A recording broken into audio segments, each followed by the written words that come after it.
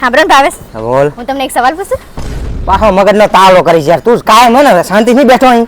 બેહવા દે શાંતિ. કઈ નહીં, જો કઈ પૂછું. આ પાહે રે હા ઊભી રે. પૂછી લે.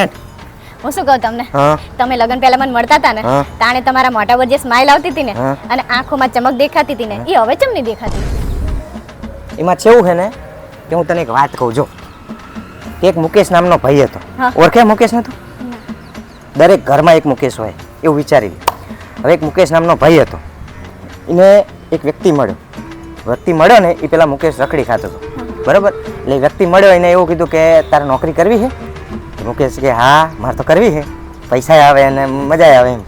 તો પેલા ભાઈએ કીધું કે હું તને સીધો મેનેજર બનાવી દઉં. તો તે મુકેશ તો ખુશ. તું જોવે ને તો સપનામાં આવી ગયેલો, આમ સપનાની દુનિયામાં કે મુકેશને એવું થઈ ગયું કે હવે હું મેનેજર બની જઈશ તો મારે તો કોઈ કામ જ કરવાનું નહીં રહે અને પૈસા જ પૈસા આવશે અને આમ લાઈફ રહે ને રાજા જેવી થઈ જાય. સાચી વાત. તો મુકેશને તો આમ રાજી થઈ ગયો. પછી મુકેશ એ વ્યક્તિ જોડે જ્યો એટલે એ વ્યક્તિને હે ને આમ રાજપાટમાં લઈ જાય, આમ દુબઈ.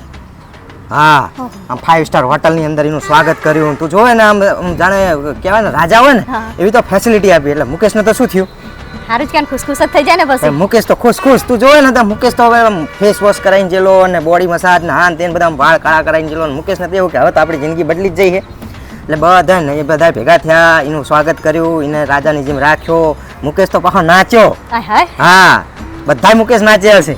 નાચ્યો અને પછી એને હે ને દુબઈ લઈ ગયા. પછી એને નોકરી આલી, બરાબર. હવે એને એવું હતું કે આ મેનેજરની નોકરી છે, પણ હકીકતમાં એ કંપનીનો ગુલામ થતો હતો, એને ખબર નથી. તો હવે કંપનીમાં શું થાય કે મેનેજરને બધા કામ કરવાનું ચાલુ કરાવડાવ્યું.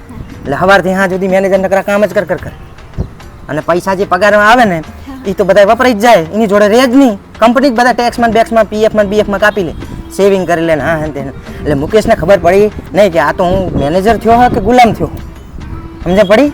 અને એમાં પછી એવું થાય કે કંપનીવાળા આવીને મુકેશ શાંતિ બેઠો હોય ને તો કંપનીવાળા એને એવું પૂછ્યું કે હું તમને એક સવાલ પૂછું કે તમે મને જોતા હતા હસવું ચમ નહીં આવતું, હવે મુકેશને હસવું કેવી રીતે આવે કેમ?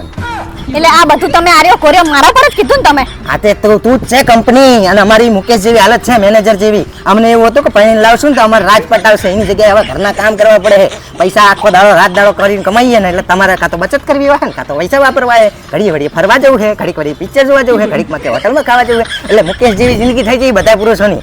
દરેક ઘરમાં એક મુકેશ છે, ખબર તને? આ તો કહાની કરીને મને એવું નતો કેતા, ડાયરેક્ટ મને જ કહી દેતું ને તમારે. શાંતિ બેઠો હોય બેહવા દેતા નહીં મુકેશ. મને મને મુકેશ જોર મગજમાં.